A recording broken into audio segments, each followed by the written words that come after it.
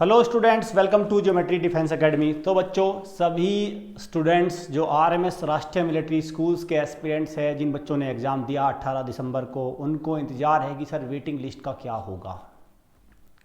भाई मैं इस वीडियो में आपको ऑफिशियल इन्फॉर्मेशन दूंगा कि वेटिंग लिस्ट कब से आएगी भी नहीं आएगी, क्योंकि पहले तो यही डाउट है कि वेटिंग लिस्ट का होता क्या है, ये कैसे बनती है वेटिंग लिस्ट, ये आती कब है, क्यों आएगी, क्या अगर ये वेटिंग लिस्ट आएगी भी तो इसमें मेरा सिलेक्शन होगा कि नहीं, कितनी वैकेंसी बनेगी वेटिंग लिस्ट की। तो बहुत सारी इसको कंटिजेंसी लिस्ट भी बोलते हैं। वेटिंग लिस्ट को ध्यान रखना, एक लिस्ट करके आती है कंटिजेंसी लिस्ट, वो भी बोलते हैं।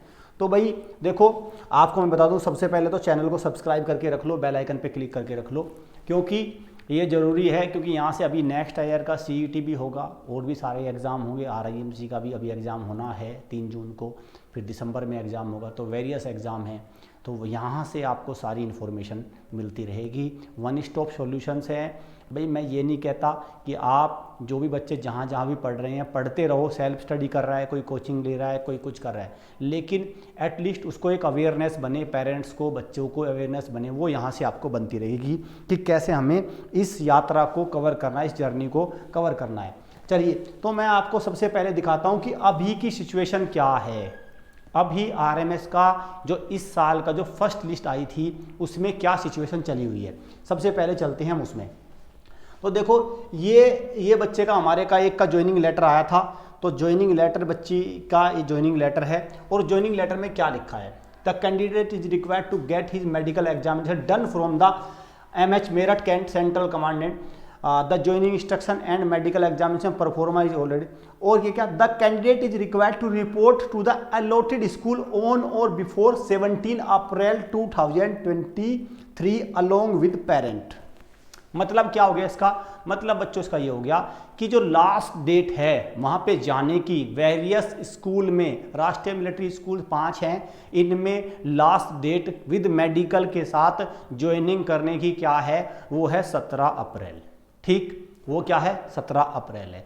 अब 17 अप्रैल को तो सबसे पहले क्या होंगे, बच्चे सेलेक्ट हो गए, एक लिस्ट बनी। अब 17 अप्रैल को सारे बच्चे वहाँ जाएंगे।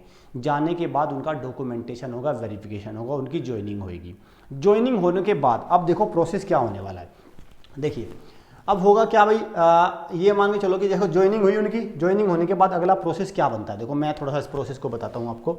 ये बनेगा प्रोसेस पूरा।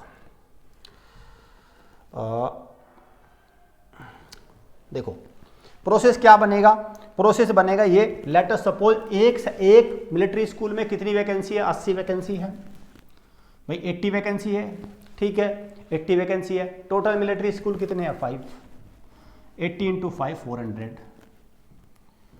ठीक, क्या 400 के 400 जाएंगे भाई, मेडिकल करवा के जाएंगे, 400 के 400 फिट होंगे, ऐसा कुछ नहीं कहा जा सकता। लेकिन आप इसमें 90% मान के चलिए, तो 400 का 90% मेडिकली फिट होंगे। दो डॉक्टर जो जहाँ से इनका 6-7 सबसे टफ मेडिकल होता है। मैं बच्चों बता दूं आपको, सबसे टफ मेडिकल किसका है, राष्ट्रीय मिलिट्री स्कूल्स का। इनसे टफ मेडिकल किसी का नहीं है। यूपी सैनिक स्कूल में सीएमओ का मेडिकल चल जाएगा, सैनिक स्कूल में भी नॉर्मल मेडिकल होता है, लेकिन राष्ट्रीय मिलिट्री स्कूल में वही 6 से 7 दिन तक का मेडिकल होता है। ये मान के चलिए कि इनको बिल्कुल फिट बच्चा चाहिए। तो ये कितना हो गया भाई आपका 360। अब होगा क्या बच्चों, 360 बच्चे जाएंगे वहाँ पे, क्योंकि भाई कुछ आरआईएमसी में बच्चे सेलेक्ट होते हैं, कुछ को सैनिक स्कूल भी ले लेते हैं। ऐसी बात नहीं, सारे मिलिट्री में किसी बच्चे का अगर घर के पास मिल रहा है तो वो सैनिक स्कूल में चला जाएगा। ठीक है, तो ये हो गया। तो लेकिन ये चांसेस बहुत कम है, क्योंकि मिलिट्री स्कूल सबसे बेहतर है। सबसे ऊपर तो आरआईएमसी, फिर मिलिट्री स्कूल है, फिर सैनिक, फिर यूपी सैनिक, इस तरह से चलता है। तो 360 हो गया। अब जो बच्चों ये आपका ये 40 वैकेंसी बची ना, ये 40 वैकेंसी और प्लस यहाँ पे जाने के बाद भी कुछ बच्चों की वैकेंसी बनेगी, तो 40 प्लस अराउंड में इसको 40 कहूँ तो 80 वैकेंसीज के अराउंड आपकी बन जाती है। 80 to 100 वैकेंसी आपकी बन जाती है। अब जो वेट लिस्ट आएगी वो आएगी अराउंड 80 वैकेंसी की। अब 80 वैकेंसी को आप क्या करेंगे, डिवाइड बाय 5 कर देंगे, तो कितना है, 16 वैकेंसी पर आरएमएस। 16 वैकेंसी, फिर कैटेगरी वाइज डिवाइड हो जाती हैं वो, सिविलियन सारी चीज़ें। तो कुल मिला के फिर इस तरह से वेटिंग आपकी बनेगी। अब ये वेटिंग आएगी कब, ये आएगी भाई 17 अप्रैल के बाद। 17 अप्रैल तक कुछ नहीं है, 17 अप्रैल से ये मान के चलिए कि ये 1 वीक के अंदर आ जाएगी। अप्रैल के लास्ट मंथ तक ये सारा खेल खत्म हो जाएगा। वेटिंग सेकंड थर्ड जो भी है वो बुला लेंगे, एक वेटिंग लगेगी उसमें सबको बुला लेंगे और बुलाने के बाद ये हो जाएगा ख़त्म।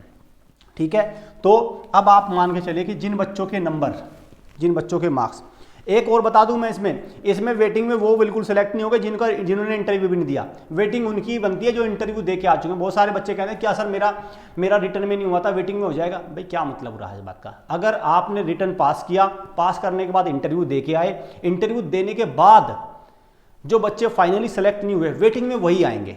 ठीक है, तो वो बनेगा वो। ठीक है, तो बच्चों अब मुझे लगता है आपका ये डाउट बिल्कुल एकदम खत्म हो जाना चाहिए कि वेटिंग कब आएगी।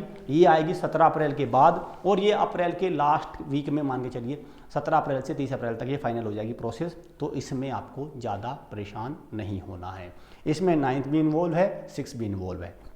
अब बच्चों देखो भाई, अभी नेक्स्ट ईयर का सारा कैलेंडर चला हुआ है। जिन बच्चों की डेट ऑफ बर्थ 31 मार्च के मतलब 1 अप्रैल 2012 या उससे बाद की है, तो उनके पास री अटेम्प्ट का ऑप्शन बनता है RMS सैनिक स्कूल में, और RIMC का ऑप्शन बनता है। तो क्या डेट ऑफ बर्थ है, मैं डेट ऑफ बर्थ दोबारा बता देता हूँ भाई। क्या डेट ऑफ बर्थ है, ये जरूरी है। डेट ऑफ बर्थ देखिए क्या है। डेट ऑफ बर्थ है ये 1 अप्रैल, ये सबसे बड़ा कन्फ्यूजन रहता है। 1 अप्रैल 2012 ये डेट ऑफ बर्थ इन बच्चों की है। उनके पास चांस है सारे स्कूल्स का, सैनिक स्कूल, मिलिट्री स्कूल, यूपी सैनिक स्कूल, RIMC, नवोदय, सबके चांस है। ठीक है, आप इसमें अगर है, इस कैटेगरी में आते हैं तो टाइम वेस्ट मत करो, एक अच्छी एकेडमी को ज्वाइन कर लो। हमारे आप लाइव कोर्स से तैयारी कर सकते हैं, आप हमारे हॉस्टल बैच से तैयारी कर सकते हैं। दोनों में हम आपको बहुत ही बेहतर एक अच्छी तैयारी करा के देंगे, बच्चों का सिलेक्शन करा के देंगे। बच्चों को घेरना हमारा मकसद नहीं है। ऐसा नहीं है पेरेंट्स से कह दिया भाई ठीक है पैसे जमा कर दो, पैसे जमा कर दो, वो तो ठीक है यार। देखो बच्चों, पेरेंट्स, हमारा टारगेट क्या है भाई? आपके बच्चे का भविष्य बनना चाहिए। कहने से काम नहीं चलेगा, करना ही पड़ेगा। आप चैनल को सब्सक्राइब करके रखो, बेल आइकन पे क्लिक करके रखो। हमारा अचीवर बैच चला हुआ है, RMS का लाइव बैच, उसको ज्वाइन कर लो।